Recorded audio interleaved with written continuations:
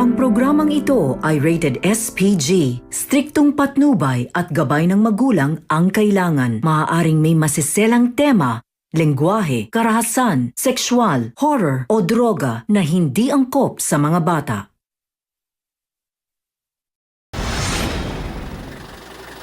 June 28, 1993. Pauwi na galing sa University of the Philippines, Los Baños ang nooy fourth-year college students na sina Aileen Sarmenta at Alan Gomez.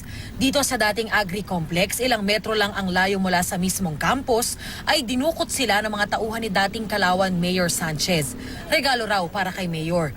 Ayon yan sa testimonya ng mga dating tauhan na naging state witnesses para sa kaso na sina Aurelio Centeno at Vivencio Malabanan. Alan, kumusta? Okay ka na?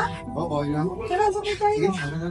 Kamusta ang klase mo? Okay naman sa'yo.